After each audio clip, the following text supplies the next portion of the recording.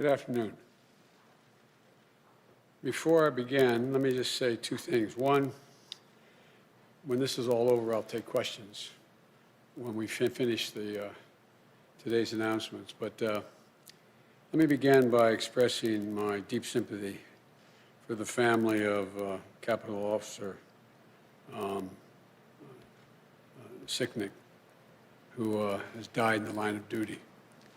Our sympathies and our concerns go out to his family, and the people responsible should be held accountable, and they will be.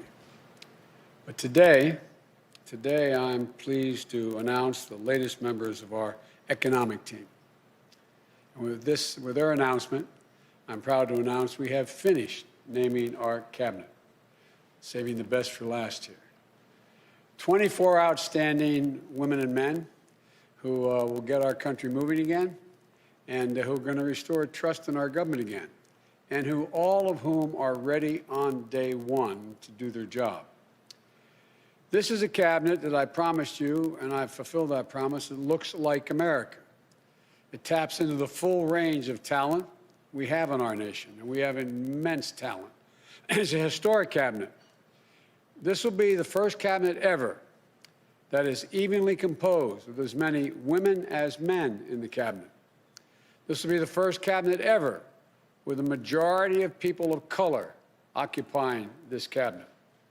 And it has more than a dozen history-making appointments, including the first woman Secretary of Treasury, the first African-American Defense Secretary, the first openly gay cabinet member, and the first Native American cabinet secretary. We're also on track. We named a record 50 high-level appointments that are subject to president confirmation, more than any president ever elected has done. We've done our job. We've begun my job of naming these people. It's my expectation and hope that the Senate will now move to confirm these nominees promptly and fairly. It's especially the case for the nominees of Secretary of State, Defense, Treasury, Homeland Security. I nominated them back in November. Given what our country has been through the last 4 years, the last few days, given the threats and the risks in this world, they should be confirmed as close to January 20th as possible. There should be no vacancies at State, Defense, and Treasury and Homeland Security. And we will remain in this dark winter of pandemic and with the economic crisis that's deepening, and we have no time to lose with regard to the entire team. Consider the December jobs report released today. The anxiety and fear of the women and men out there reminds me of when President Obama and I were sworn in during the Great Recession of 2009. This December jobs report shows millions of Americans are still hurting through no fault of their own. We lost another 140,000 jobs, the first negative jobs report since the height of the pandemic in the spring. More people have just lost a job, while many have been out of work for a long time. And the ongoing gap between Black and Latino unemployment remains much too large, that gap. And in many ways, the jobs report is a pandemic report. With the pandemic raging, people are losing work and losing hope. The hospital industry, restaurant and bars lost more than 372,000 jobs. State and local governments are slashing jobs. 20,000 local educators lost their jobs just last month. In the midst of this pandemic, there are millions of people out of work, unable to pay their rent or their mortgage. They're waiting in line for hours to get food from a food bank. Think of this, the United States of America. People are lined up for miles in their automobiles, waiting to get a meal to put on the table to feed their family. And they're left staring at the ceiling, so many, unable to sleep, worried will they have their health insurance, wondering if they'll be okay. The bottom line is the job report shows we need to provide more immediate relief for working families and businesses now. now. Not just to help them get to the other side of this painful crisis, but a larger purpose, to avoid a broader economic cost that exists out there, that will happen due to long-term unemployment, hunger, homelessness, and business failings. But by acting, the vast majority of leading economists suggest that that's what we need to do to revive the economy.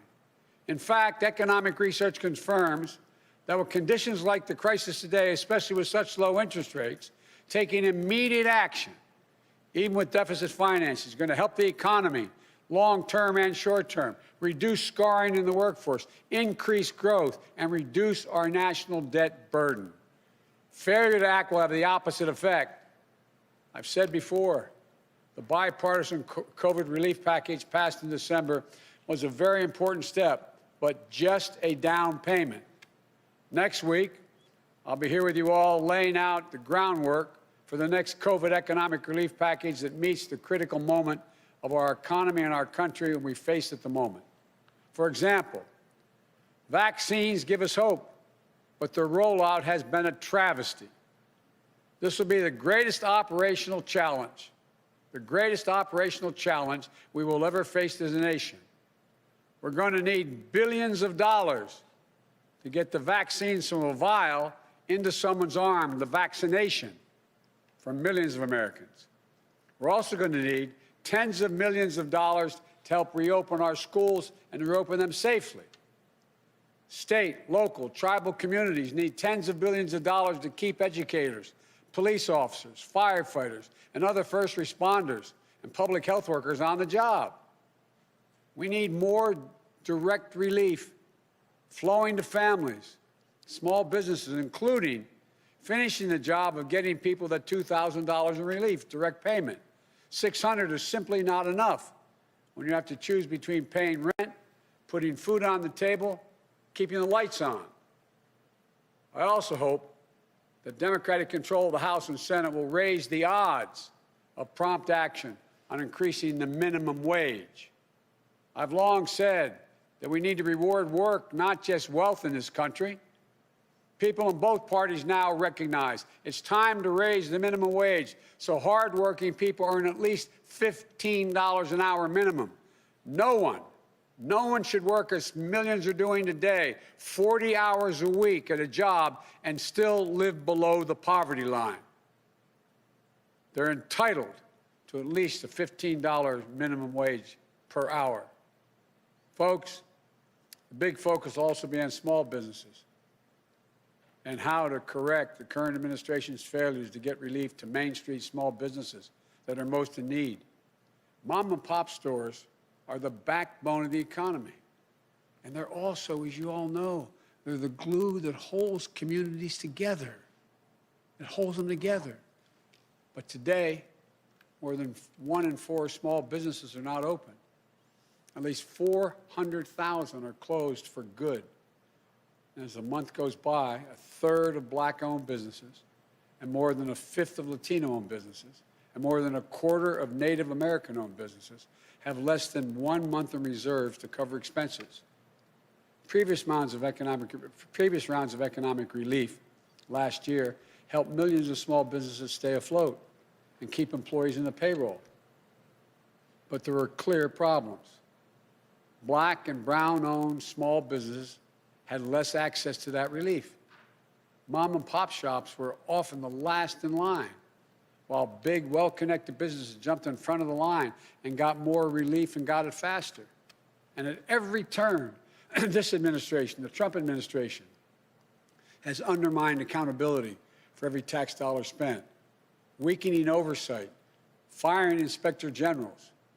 So it's no surprise an independent watchdog found that tens of thousands of ineligible companies receive relief they should not have, including from fraud and abuse, siphoning off support for their very small businesses that that need it so badly. But the good news is that the relief package passed last month provides additional aid to small business and workers. But as I said from the beginning, the need to make sure that relief and future relief reaches everyone who needs it, we need to do more. These relief dollars will start to flow quickly, potentially while the current administration is still in office. And they may send out money that they won't have any control over. But for what we have to control, need control over, I want to be very clear what my priorities are for distributing this emergency aid swiftly and equitably. Our focus will be on small businesses on Main Street that aren't wealthy and well-connected, that are facing real economic hardships through no fault of their own. Our priority will be Black, Latino, Asian, and Native American-owned small businesses, women-owned businesses, and finally, having equal access to resources needed to reopen and rebuild. But we're going to make a concerted effort to help small businesses in low-income communities, in big cities, small towns, rural communities that have faced systemic barriers to relief. Think of the mom-and-pop owner with a couple of employees who can't pick up the phone and call the banker, who doesn't have a lawyer, an accountant, to help them through this complicated process, to know if they're even qualified, or who simply didn't know where this relief was available in the first place. We went through this, Don, when we brought Detroit back off its knees. And as we saw in this morning's job report, restaurants, bars, and hospitality industry have been slammed by this virus. We're going to direct relief to those businesses and others that have been so badly hit the hardest. We owe them that support to help them get through the other side of this crisis. And I promise you, we will investigate and prosecute waste and fraud in these programs so that money goes to the companies that deserve it, and we'll use it to help their employees and their communities. When my president, President Obama, asked me to implement the Recovery Act, along with Don, who helped me a great deal, we invested more than $800 billion in our economy to help recover, rebuild, and less than 2/3 of 1% waste, fraud, or abuse occurred. We know how to do this. We know how important predictability and clarity are to small businesses. From day one, this administration worked to ensure that small businesses and financial institutions in every community understand the rules for these programs, the resources available to them, where they can turn for technical assistance if they need it. We will have navigators who help guide them through each step of this process until the money they need is in their bank account. And to the lenders participating in these programs, you should move quickly, without delay, to begin extending relief. But I urge you not to disabuse these funds, not to disperse these funds in the same inequitable way you have in the past. Here's my commitment.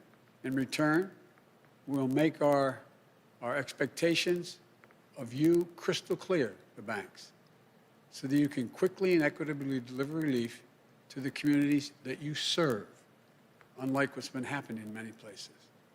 The bottom line is, we're in the midst of the most unequal economic and jobs crisis in modern history. Congress needs to act as quickly as possible on all the issues I just laid out. That's how we can contain the pandemic, build back better with an economy that works for all Americans.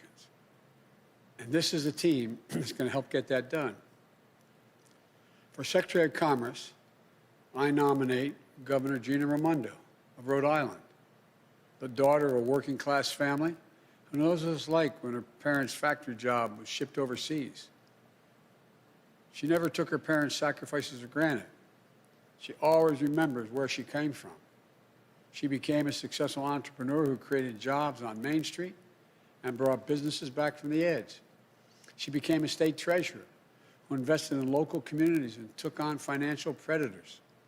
And today, she's one of the most effective, forward-thinking governors in the United States of America, the first woman ever to lead the Ocean State. She created an innovative loan program that helped minority-owned and women-owned businesses access the capital they need, but wasn't always available to them. She's worked with employers to design skill training programs so that local workers would be equipped to take the good-paying jobs in their own communities. She's put Rhode Island on the path to achieving 100% renewable energy, and she'll be a key player in helping position the United States as a global leader in the 21st century clean energy economy. And she knows what her fellow governors, Democrats and Republicans alike, are dealing with on the front lines of the pandemic and economic crisis they're facing, and how we can all partner together as one nation to contain COVID-19 to build back better. I'm honored, Governor, you're willing to join the administration, and we're really looking forward to working with you. For Secretary of Labor, I nominated a good friend and a stand-up guy, Marty Walsh of Boston, son of Irish immigrants. From his only downside, they're not from Mayo, they're from Galway. From Galway, moved to Boston. Marty was born and raised in Dorchester. I know him, tough as nails. Diagnosed with cancer at age 7, beat it at age 11. Joined the laborers union, 223 at age 21. Elected to the state legislature, became union president and graduated from college at age 42. He's now in his second term as a successful mayor of the iconic American city of Boston, who always puts working people first, fighting for a $15 minimum wage, paid family leave, providing frontline workers with emergency child care and protective equipment they need. Marty understands, like I do, that the middle class built this country, and unions built the middle class. He sees how union workers have been holding this country together during this crisis. Healthcare workers, keeping our hospitals safe, clean, and effective, and efficient, I might add. Public service workers, fighting against budget shortfalls to keep communities afloat. Port workers, car haulers, warehouse workers, folks keeping our air and rail systems running. They're literally what's keeping us going.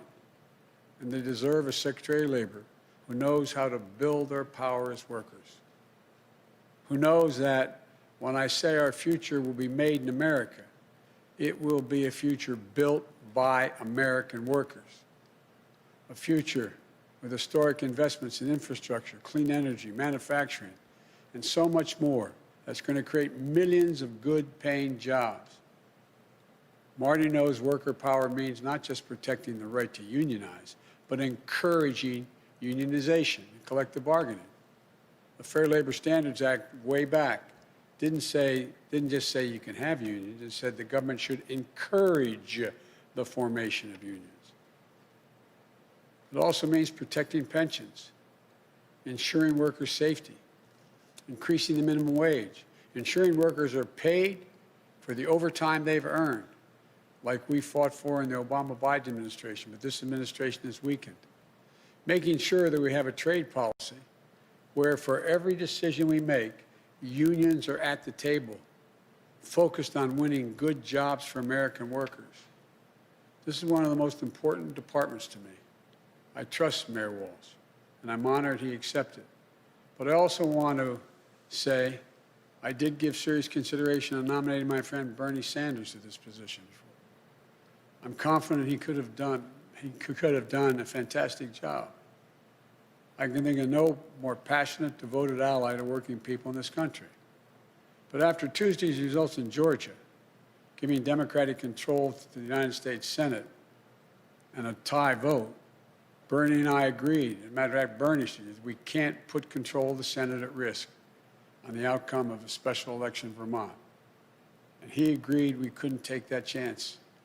We also discussed how we'd work together, travel the country together, helping Marty, meeting with working men and women who feel forgotten and left behind in this economy. We agreed that we'll work closely on our shared agenda of increasing worker power and to protect the dignity of work for all working people. I want to thank Bernie for his continued friendship and leadership. I look forward to us working together along with Marty, and he thinks I made a good choice. For Administrator of the Small Business Administration, I nominate Isabel Guzman. Isabel grew up in California, working alongside her dad in a small veterinary business that he built. She devoted an early understanding and developed an early understanding of what small business means to their employees and to the neighborhood they support, and to the families whose dreams they represent.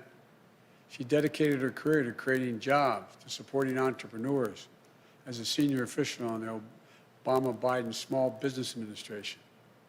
As director of California's Office of Small Business and a small business advocate, she worked tirelessly to ensure that everyone with an entrepreneurial spark had a fair and equal shot at getting off the ground and succeeding. The Biden-Harris administration will be locked in on helping small businesses recover, rebuild, and remain the engines of our economic strength. And as head of the SBA, Isabel will be leading a critical mission, not only to rescue small business in crisis, but to provide the capital to entrepreneurs across the country so they can innovate, create jobs, and help lead us into recovery. I'm grateful that she accepted the call to serve in Washington. For Deputy Commerce Secretary, I nominate, and I have to admit to you, a good, loyal, and great friend, Don Graves. Don is a long-time and trusted advisor. He was there at the Treasury Department during the depths of the Great Recession, helping small businesses weather the storm and stay afloat. When President Obama asked me to lead the effort to get Detroit out of bankruptcy and off its back and on its feet again, he said I could take anyone in the administration on my team to do it full time. So I went to the Treasury Department. I tasked Don to come over and work for me and work on it full time. It was the best decision I ever made in that effort. I'm not sure how he thinks about that, but I think it was the best decision I've ever made. And did a great job working with the city officials, state officials, on its road to recovery. And by the way, it's the little things. It's getting to know what's happening on the ground. Remember how we went through the issue about the number of buses and lights, street lights and the like. It gets down to the nitty-gritty of what has to be done. We found out that Detroit had a lot of qualified people, but during the Great Recession, almost everyone who knew how to program anything left. So when we finally got it back on its feet again, we found out there wasn't anybody left to know how to turn on the street lights, literally, run the sewer department. So we went out and we got an outfit to come in, and we said, find us some high-tech people. They came back, what was it, 53, 55 people. They all happened to be women. Most were minority. None had more than a high school degree, and a quarter of them only had a GED. And I remember even our very liberal friends, we told them we were doing this, they said, oh, I'm not going to do this. Well, guess what? In a 14-week program, they were taught how to program. They were taught how to do it all. They ended up putting the city back on its feet. Every one of them left after that time because we went to the graduation. The lowest starting salary, if my recollection is correct, was $49,000. The highest, $104,000. Point is, give people a chance. Americans can do anything given a shot. It also helped me lead our national strategy to equip workers with the skills they need for good paying jobs in the 21st century in healthcare, IT, clean energy, advanced manufacturing, and so much more. He was there to help me launch the National Cancer Moonshot and marshal the full resources of the federal government to help end cancer as we know it. A cancer survivor himself, diagnosed and treated while he was working on this for me. Don knows about hope and he knows about resilience. And I'm grateful to him and to his wonderful family for once again answering the call to serve. I want to thank you all. Thank your families. And I don't want to embarrass him, but there's one guy up in the gallery here, Tommy, who's my buddy, who is the son of the governor. Thanks, Tommy, for supporting Mom doing this. And to American people, I know these times are tough, but I want you to know that we're going to get through this. Help is on the way. These people know what they're about. They know what it's like. So may God bless you all, and may God protect our troops. Now what I'd like to do is turn this over to the team, starting with our next Secretary of Labor, Marty Walsh. And after all is said and done, what I'll do is I'll come back and answer some questions. Thank you. Marty, the platform's yours, pal.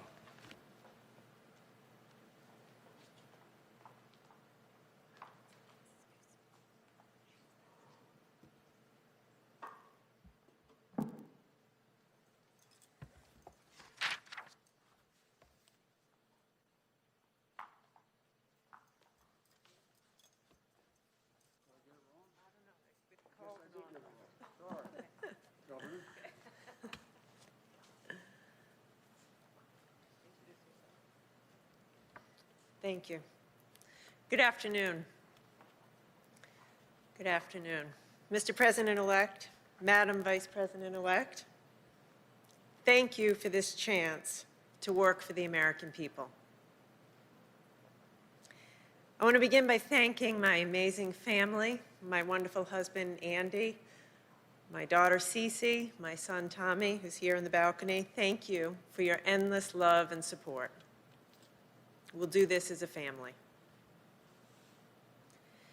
The mission of the Commerce Department is a very simple one: to help spur good-paying jobs, to empower entrepreneurs to innovate and grow, to come together with working families and American businesses to create new opportunities for all of us. It's a simple but vital mission. It's the same mission that's driven my own life and the path of my family across generations. My grandfather was 14 years old when he came to this country. He got on a boat by himself at 14 years old from Italy. He came to America in search of new possibilities. He taught himself English late at night in the Providence Public Library. The library was open late at night. He started a family, and the first chapter of our family's new American story. And my father was the son of another Italian immigrant, a butcher who helped found the Meat Cutters Union in Rhode Island, which is now the UFCW local in Rhode Island.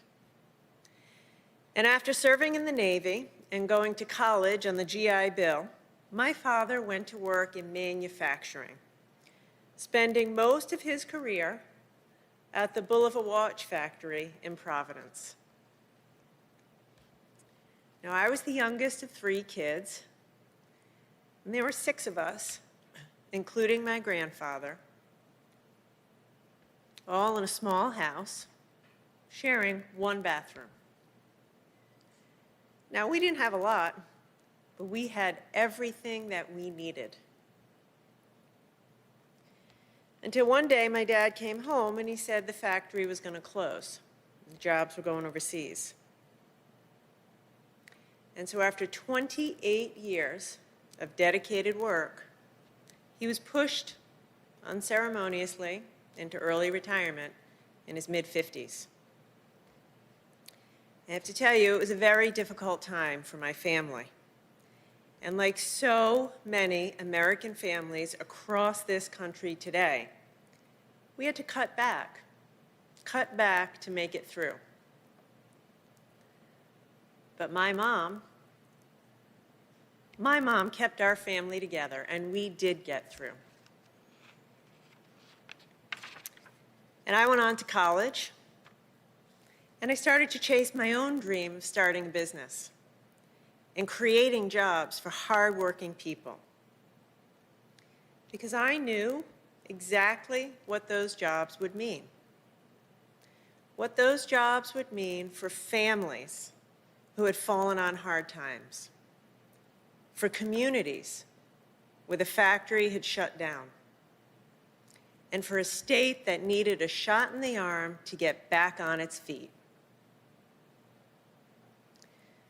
When I announced my run for governor, Rhode Island was in the midst of an 8-month streak as the state with the highest unemployment rate in the nation.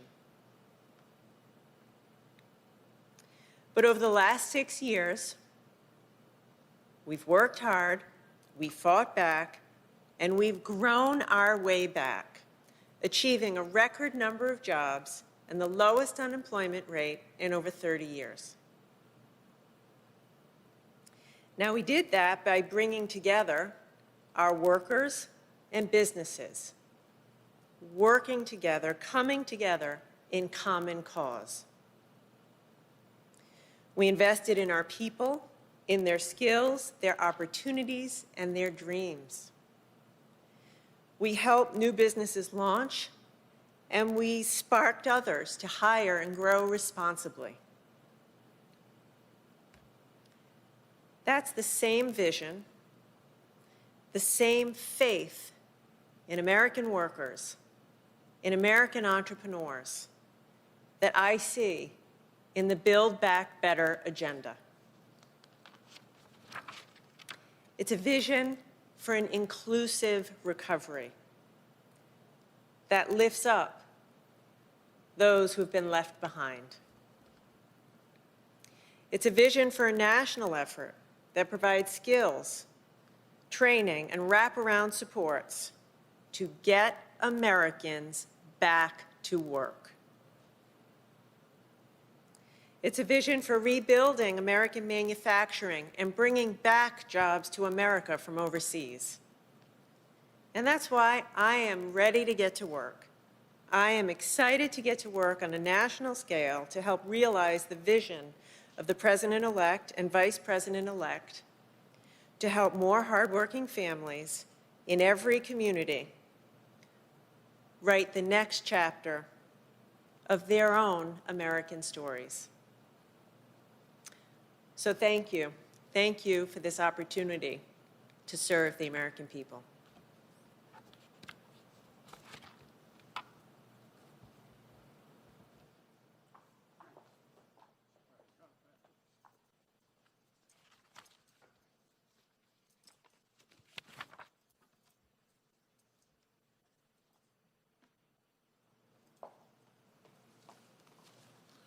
Thank you, Governor Raimondo, and I look forward to working with you in my role as well.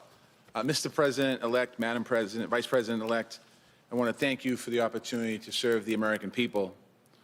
The word labor means everything to me.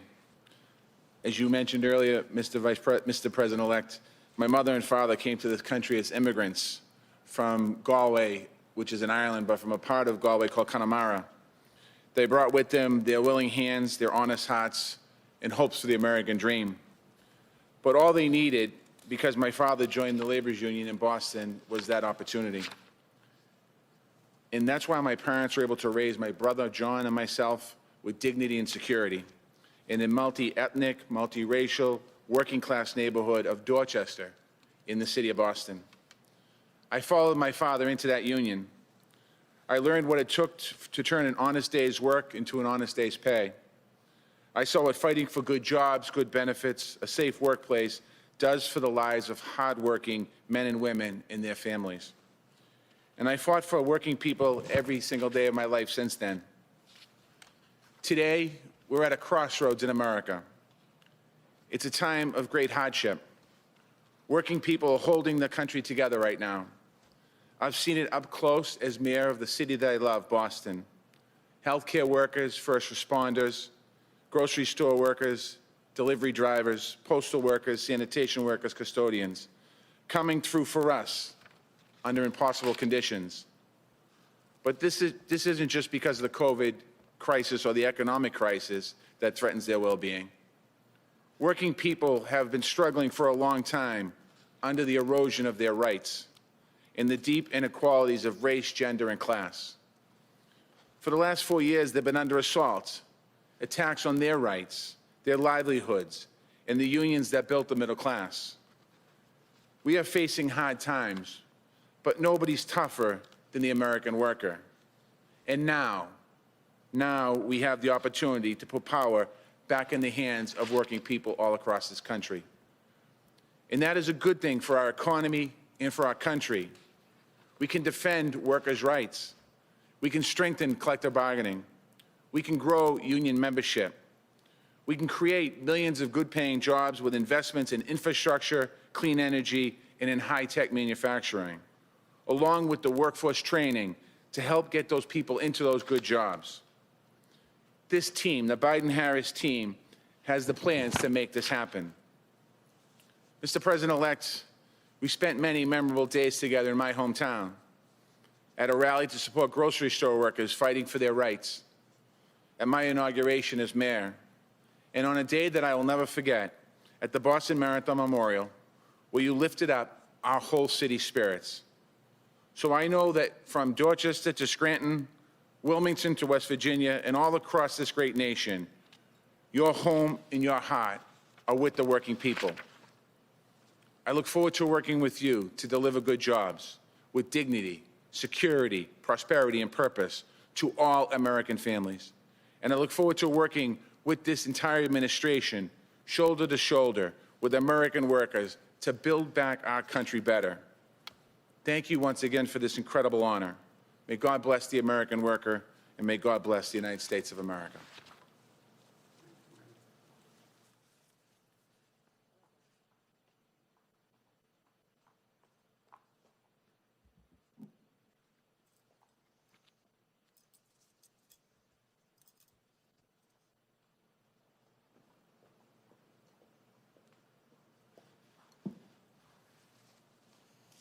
Good afternoon.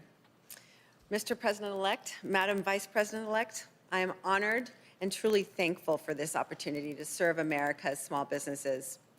Together with you and the exceptional and diverse team you're assembling, I am eager to build our economy back better in every community. The small business experience is personal to me. I grew up in an entrepreneurial family. My father started his first veterinary hospital when I was 1 year old, and I recall early childhood memories of tagging along with him to the hospitals to check on the animals under his care. As I grew older, I worked alongside my dad at the family business and witnessed his dedication to his clients, his employees, and the community. I saw him spending endless hours wearing multiple hats, tirelessly working to learn more and grow the business. Those memories have defined my career and really inspired my work, still today. Along my own path, I have partnered to start businesses, and I have helped entrepreneurs launch and grow their firms. I have advised a startup minority-owned bank, and I have co-founded a consulting firm for small business contractors. At the U.S. Small Business Administration, I was honored to help make a difference on a national scale. I formed a deep passion for the SBA's work, providing loans, investments, contracts, and counseling to help entrepreneurs start and grow and spur job creation. Today, as California's small business advocate, I support the small businesses and innovative startups of the fifth largest economy in the world, focusing on ensuring the economy works for everyone, as that's how we thrive together. Now, I'm honored to return to the SBA at a crossroads moment for small businesses, the dreams they embody, the people they lift up, and the communities they serve. So many small businesses across the country have been devastated by the pandemic and economic crisis. A disproportionate impact has fallen, as it often does, on our businesses owned by people of color. Small businesses have had to adapt quickly to survive and chase down relief while facing closures, drops in revenues, shrinking cash flow, and increasing debt. I know you believe wholeheartedly, Mr. President-elect and Madam Vice President-elect, that all of our small businesses are critical to our collective success as a nation. Their American dreams fuel our economy, bring new ideas to transform our lives for the better, and enliven every main street in America. And now more than ever, our small businesses need us. I share your commitment to help strengthen the many small business owners who have seen their dreams and their livelihoods impacted by COVID-19, and to create opportunities and instill greater equity in all of the new startups that will lead us to recovery. I am excited to get to work with the incredible, mission-driven civil servants at the SBA to help America's small business owners build better futures for their families and their communities. And I am grateful for this opportunity to serve. Thank you so much.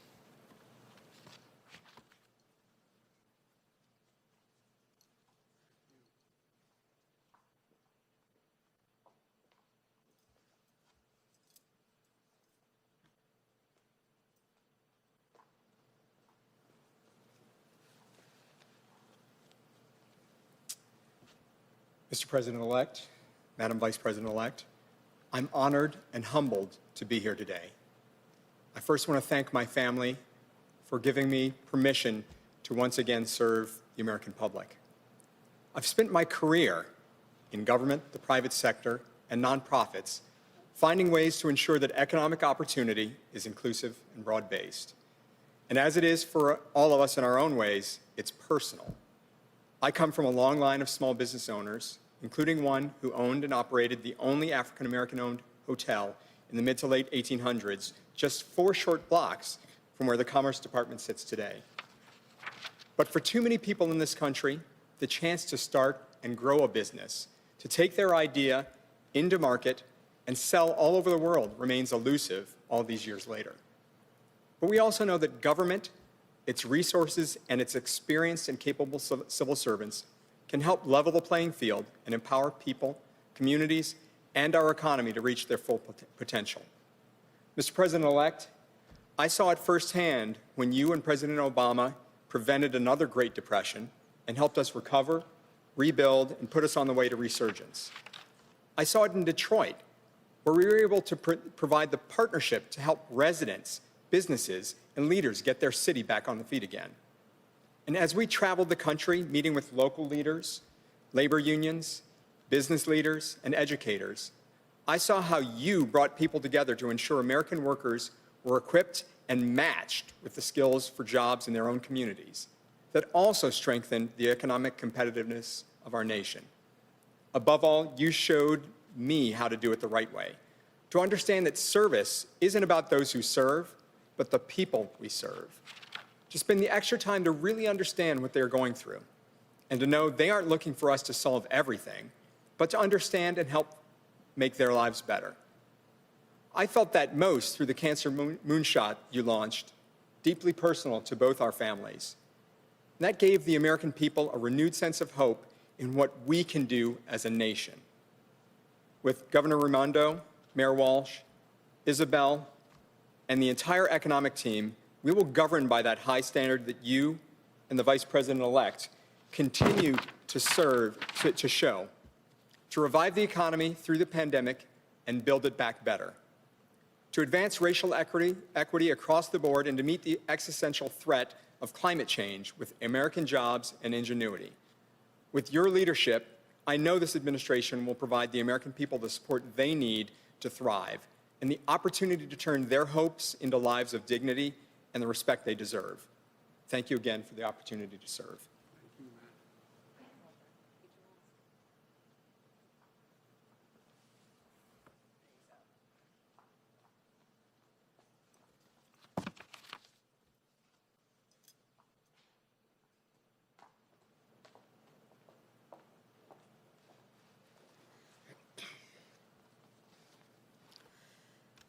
One of the fundamental values that the President-elect and I share is a belief in the dignity of work.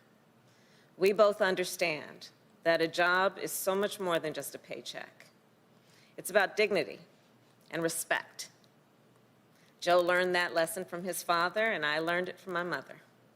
My mother taught me, in her words and in her actions, that no matter how you earn a living, whether you're a caregiver or a truck driver, a grocery store clerk, or a small business owner, every job has inherent value and worth. And every worker, everywhere, has a right to earn a living wage, work in safe and healthy conditions, and pursue a better life for themselves and their family. We also know that right now, the dignity of an honest day's work and the financial stability of a steady income are out of reach for millions of Americans. The December jobs report makes that very clear. Food banks, as the President-elect has said, are being strained, trying to feed people who've had to worry for the first time in their lives about where they can find their next meal. Essential workers, like the nurses Joe and I called over the holidays, continue to risk their own health and the health of their families for all of us. Small business owners, from restaurants to barbershops to dry cleaners, they're hurting. And let's be clear, those who run America's small businesses, they're not just business leaders, They are civic leaders. They are community leaders. They're the ones who sponsored the Little League team and scholarships for local kids and all kinds of local causes and activities. They're the ones who are role models in their communities. And we've got to do right by them. So first and foremost, as the President-elect has said, we will provide more immediate relief. We must, for working families and businesses now. And even as we address our immediate crises, even as we work to contain this pandemic and open our economy responsibly, we must also do what President-elect Biden and I have pledged to do. We must build our economy back better so that it lifts up everyone, no matter what you do for a living or where you live, whether it's in a small town, a big city, or anywhere in between. And that means providing access to capital for small business owners, the economic engines of our neighborhoods, so that they can create the jobs that are in our communities and help our communities thrive. It means making sure we're equipping workers with the skills they need for the jobs of the future, and making sure our entrepreneurs and businesses continue to out-innovate and out-compete the rest of the world. And it means protecting and expanding workers' rights by fighting for a higher minimum wage and paid leave, safe and healthy workplaces, and stronger unions. From working with unions as San Francisco's district attorney to helping author the Domestic Workers' Bill of Rights in the United States Senate, I can tell you from personal experience that whether it's the apprenticeships of the building trades or the caregiving skills of home health care workers, this is some of the most important work being done in our country. The President-elect and I know that, and so does this team we are announcing today. These are leaders, and I've worked with many of them, who together with the rest of our economic team will help create millions of good-paying union jobs and build an economy that is stronger and fairer for working people. They are seasoned public servants with track records of not only standing up for workers and unions, but creating and spurring innovation and creating opportunities for small business owners. And like President-elect Biden and I, they will fight to honor the dignity of work. The President-elect and I share a vision of America where opportunity is within reach for all the people, where everyone can see a better and a brighter future for themselves and for their children. With the leadership of these public servants and our entire economic team, we will get to work building that America less than 2 weeks from today. Thank you so very much, Mr. President-elect. Thank you.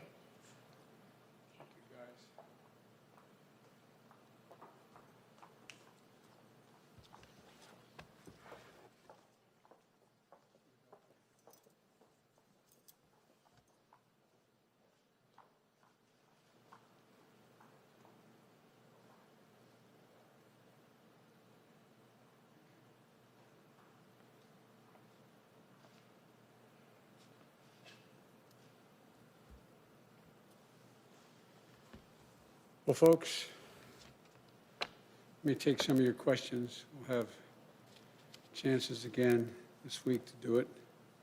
But let me yield, and you tell me who we're talking to.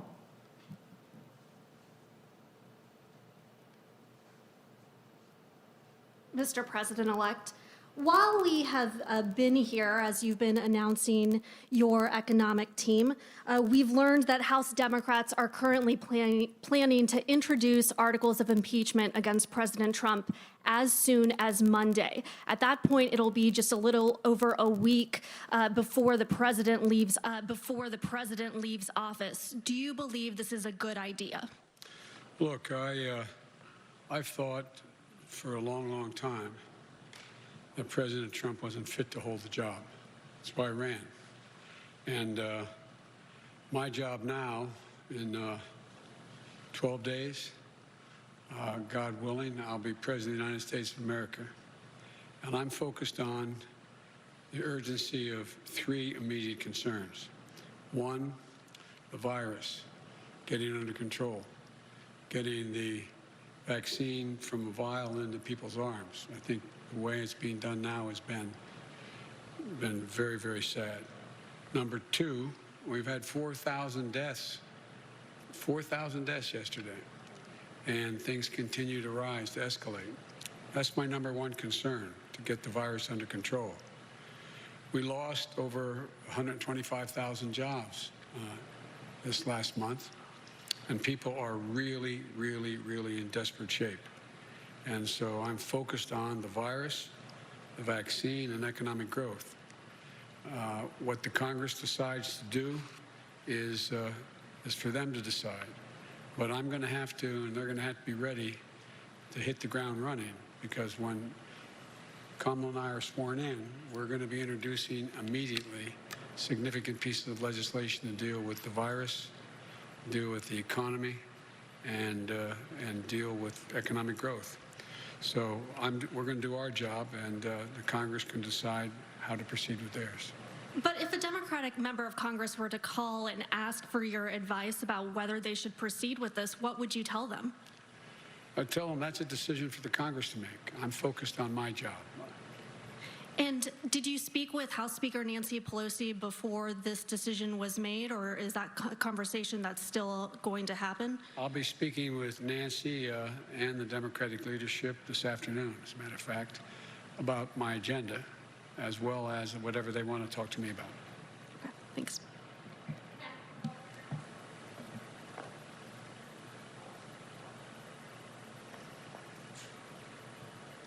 Thanks, Mr. President-elect. Thank you, Ken. I wanted to ask you about your agenda in light of the jobs report that came out today. You're going to be laying out the principles of your plan. Do you think the need in the COVID relief bill is greater than you anticipated? And what is the price tag that you're looking at? I've been told it could be in the $2 to $3 trillion range. And then as it relates to the direct cash payments, you've talked about the need for $2,000 checks. Do you want to see that in a Senate standalone bill as a way to speed up the process? Or do you think those direct cash payments should be part of the package that you're going to be proposing? Well, we're going to be proposing an entire package. And parts of that package are of equal consequence to people. Unemployment insurance, being able to continue with rent forbearance, the whole range of issues. So that's number 1. We think that they all have to be dealt with. The price tag will be high. But as I said, made scant reference to in my opening comments, the overwhelming consensus among the leading economists, left, right, and center, is that in order to keep the economy from collapsing this year and getting much, much worse, we should be investing significant amounts of money right now to grow the economy. And that's a pretty wide consensus. And as you know, Moody's had done an analysis of what I originally had been talking about and said that it was necessary to keep the economy from going down.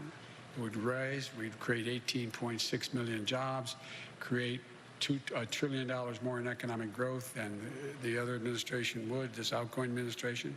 So it is necessary to spend the money now. The answer is yes, it will be in the trillions of dollars, the entire package.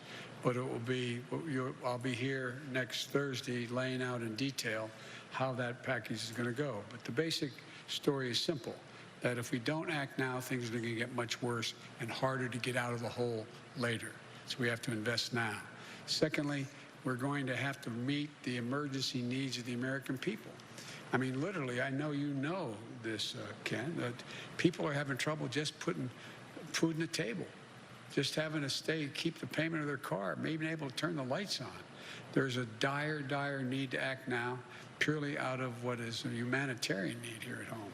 And thirdly, we're going to, in the third stage of this, the whole story is we're going to have to invest as I suggested throughout the campaign, in infrastructure, in healthcare, and a whole range of things that are going to generate good-paying jobs that will allow us to grow the economy.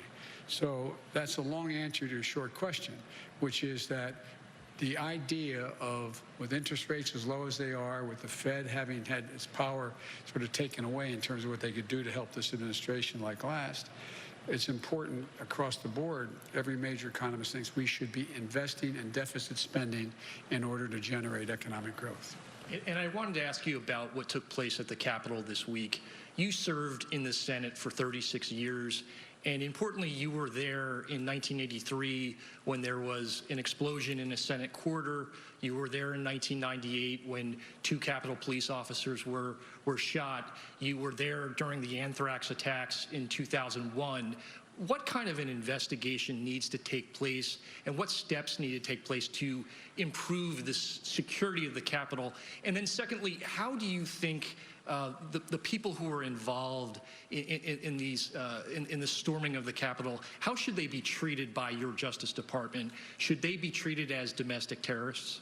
Yes, they should be treated as they're a bunch of thugs, insurrectionists, white supremacists, anti-Semites. 6N is not enough. I mean, come on, you know, these shirts they're wearing, these are a bunch of thugs, and they're terrorists, domestic terrorists. And that'll be a judgment for the Justice Department to make as to what the charges should be. But the fact is, they should be prosecuted. They should be prosecuted. The difference here is, this had the active encouragement of a sitting president of the United States. And the way in which the breakdown in security occurred needs to be thoroughly investigated. I'm not going to prejudge what it was, but the idea that these people were able to just march up the stairs, march in, and do it in the way there's a great debate. I don't know the answer. Great debate now. Was the governor of Maryland correct when he said that I was ready to send in the National Guard? I couldn't get authorization. What happened? It deserves a full-blown investigation. People be held accountable, and steps taken that something like this could never happen again. And the difference this time is, every nation has dealt, every democracy has dealt with individual terrorist attacks by groups that are very targeted. The largest target was 9/11 and the buildings. Well, right down to blowing up, you know, a bomb going off in the Capitol when I was there, and 2 policemen. But the idea that thousands of people could be marching up the steps of the United States Capitol, breaking windows, breaking doors, forcing their way in, stepping aside. And the photographs of, well, I don't know what the circumstances, the photograph of it looked like you had some of the Capitol Police taking selfies with these people. That has to be thoroughly investigated. The authorities responsible have to be held accountable for the failures that occurred, and we have to make sure that this can never, ever happen again. The damage done to our reputation around the world by a president of the United States encouraging a mob. This reminded me more of states I've visited over the 100 countries I've gone to, in third tin horn dictatorships. It just cannot be sustained, has to be immediately investigated in depth, and people have to be held accountable. And lastly, do you think you need to change any of the planning for your inauguration as a result of this? A totally different entity is in charge of the inauguration than was in charge of protecting the Capitol, the Secret Service. I have great confidence in the Secret Service. I have great confidence in their ability to make sure that the inauguration goes off safely and goes off without a hitch. So it's a different, so I have confidence in what is going, in the planning that's been underway before this and continues with the Secret Service as the lead agency. Thank you. Thank you.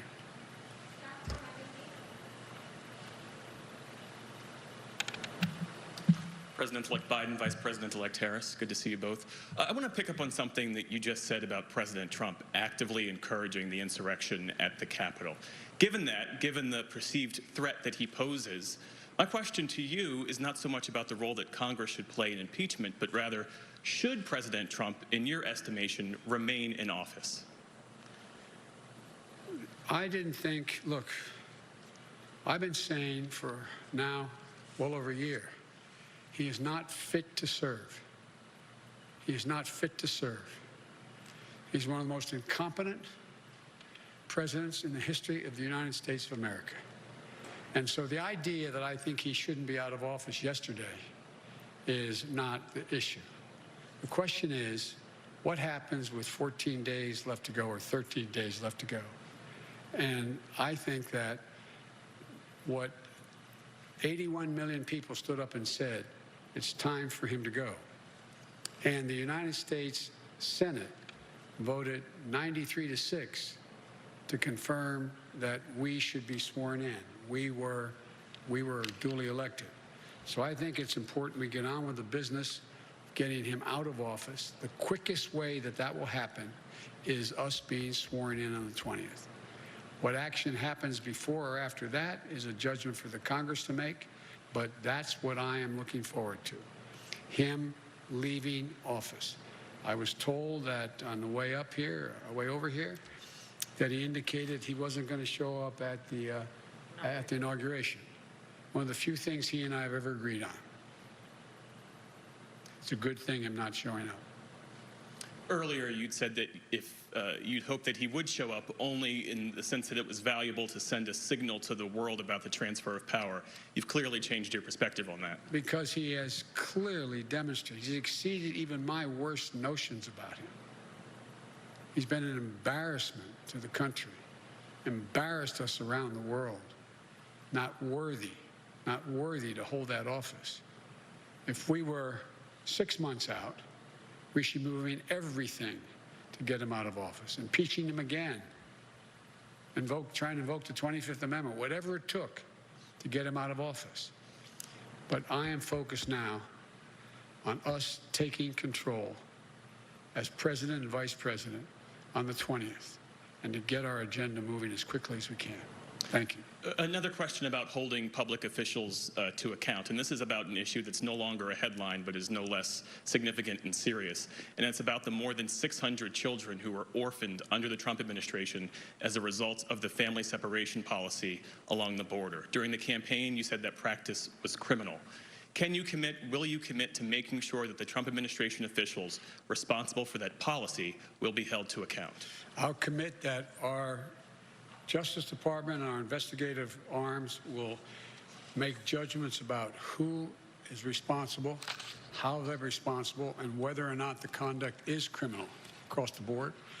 But as I said yesterday, I am not going to tell the Justice Department who they should prosecute and who they should not. That's a judgment that will be made by the Attorney General of the United States of America, not influenced by me. But there will be a thorough investigation of who's responsible and whether or not the responsibility is criminal. And if that is concluded, the Attorney General will make that judgment. I will not intervene to tell him who he should or shouldn't indict or if he should indict. And lastly, beyond the COVID plan, which you've detailed, what are your legislative priorities? You've talked about infrastructure. You've talked about introducing an immigration bill. After January 20th, Democrats will control the House and the Senate. What do you do first? Three different issues there in that same question. One, the commitments I made that what I would introduce, not necessarily we would move to, but introduce in the United States Congress first, I will do. I will introduce an immigration bill immediately and have it sent to the appropriate committees to begin movement. I will, in fact, countermand executive orders that the president has, in fact, initiated that are contrary to what I think is either his authority and/or, even if it's authority, contrary to the interests of the United States on environmental issues and a whole range of other things. And thirdly, I will immediately move, though, to the most urgent need of asking the Congress to give me the financial wherewithal to deal with the virus, to be able to move so that we have Operation Warp Speed really working. Warp Speed got the vaccine to places, that were delivered, but did not get them from those vials into people's arms. And so it is a gigantic logistical concern of how we do that. I'm committed to get 100 million shots in people's arms in the first 100 days. I'm committed to insisting that in all federal jurisdictions, any place I have control as president, everyone will be mandated to wear a mask in interstate transportation as well as federal facilities. And thirdly, I'm committed to moving as rapidly as possible to get the vaccine to teachers and the material to children that can provide for the safe opening of our schools at the end of that, beginning at the end of that 100 days. They're the most urgent things we have to do now, immediately upon getting office. There's going to be multiple things, as you well know, because you're a seasoned veteran of how this policy, how we work. And that is that there will be other committees will be holding hearings on a whole range of issues, from my positions on infrastructure, what we should be doing to generate a green economy, and so on. But in terms of the immediate need to get done, not just introduced, but to get done, voted on, and get the money and resources to do it, it turns out that the most urgent need is dealing with the virus, number one, and economic relief to Americans who, through no fault of their own, are really getting battered. Thank you. both.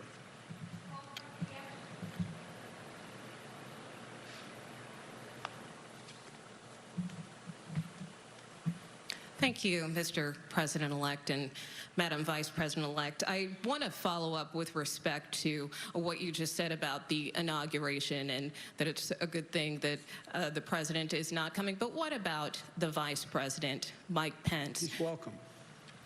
I think it's important that as much as we can stick to what have been the historical precedents of how, in the circumstance in which an administration changes, should be maintained.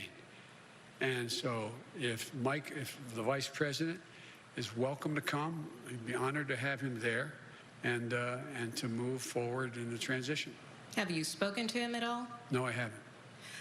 And you have called for unity and healing in this country, but after the events of Wednesday, does that make your job easier or harder?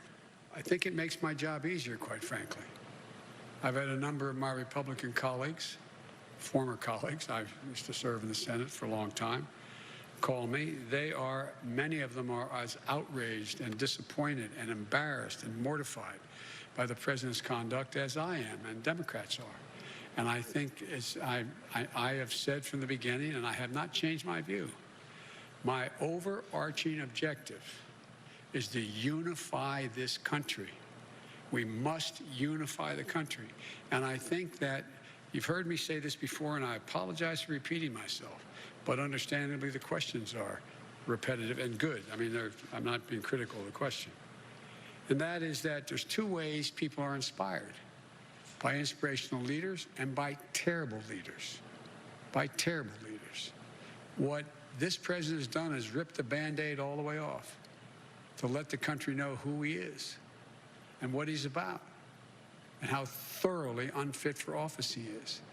And you see already a number of Republicans. I was so proud. I know we're on opposite sides. I'll get criticized from some of the people in my party for saying this, but I've worked very hard with and against the former, soon-to-be former Majority Leader, Mitch McConnell. I thought what he said on the floor of the United States Senate was, in fact, the right thing to do. He stood up. He's ashamed. I spoke with a guy I have enormous respect for, and I ran against him, Mitt Romney. I spoke to Mitt this morning again. This is a man of enormous integrity, who lives his faith. There are so many more, but there's others who should be ashamed of themselves. But they make up a minority of the Republican Party. This isn't about Republican Democrat anymore. This is about people who understand what this country's about and the things we have to agree on and move together on.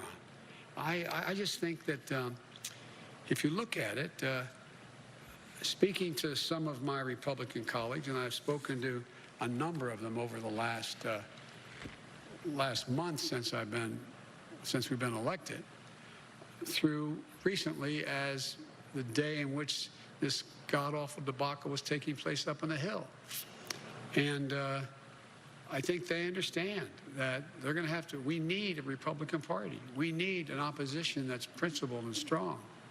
And I think you're going to see them going through this idea of what constitutes a Republican Party. And to hear some of my colleagues, Republican colleagues, talk about how shameful it is of the way Ted Cruz and others are dealing with this, how they're responsible as well for what happened. Do you think some of them should resign? Should Senator Cruz or Senator Hawley resign? I think they should be just flat beaten the next time they run.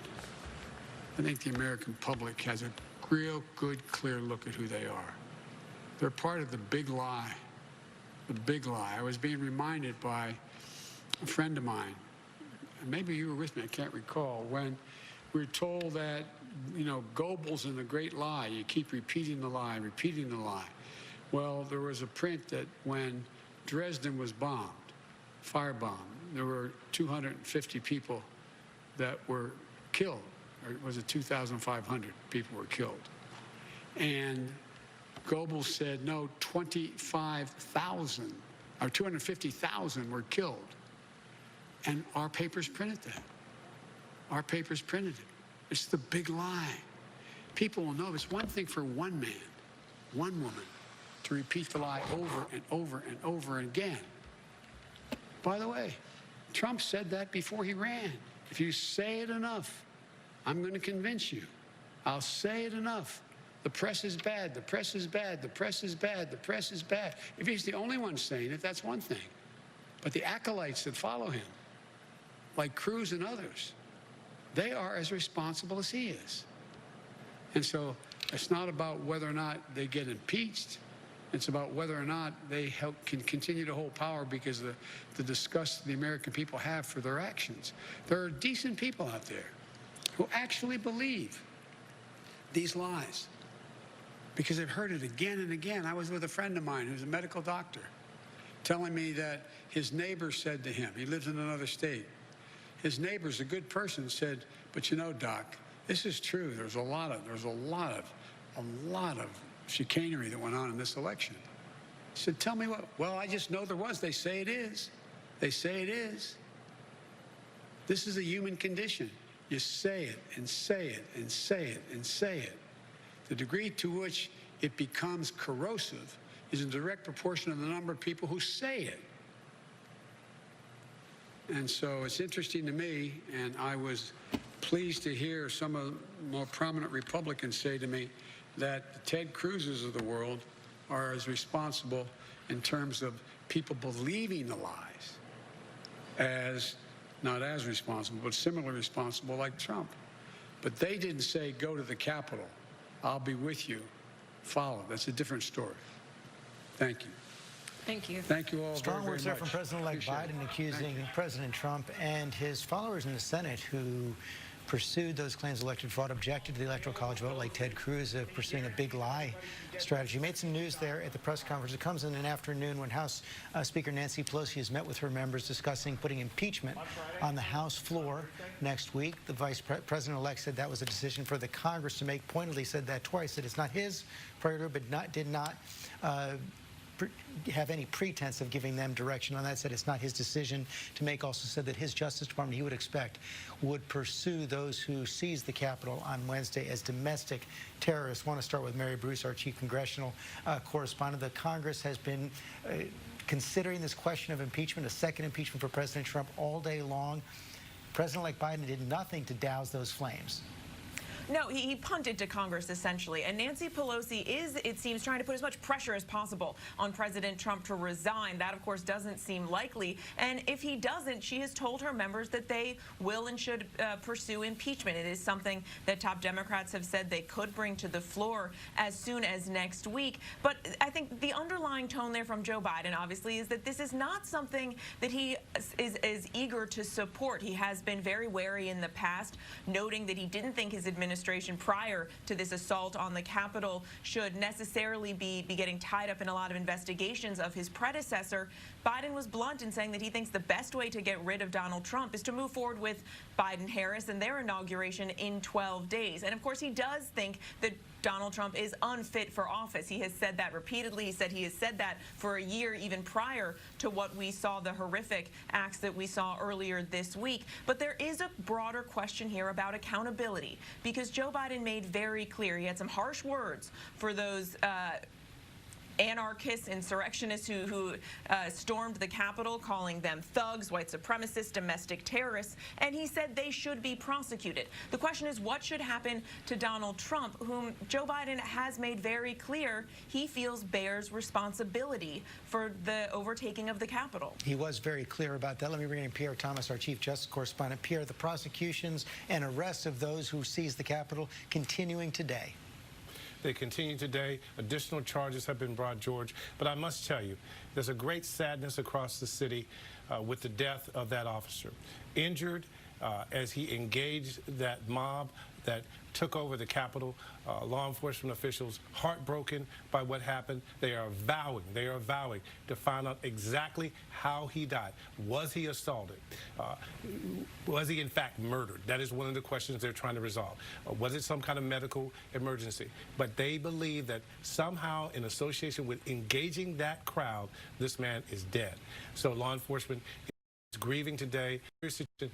They did announce charges today, including against the man who went in Nancy Pelosi's office, stuck his feet up on the desk of the office, took mail out of her office. They announced that he had charged today. They are vowing to find out each and every person who did an act of violence in the Capitol, and also they want to know as much as they can about all the different people who were on those grounds. There are images of people who had signs about 6 million Jews dying is not enough.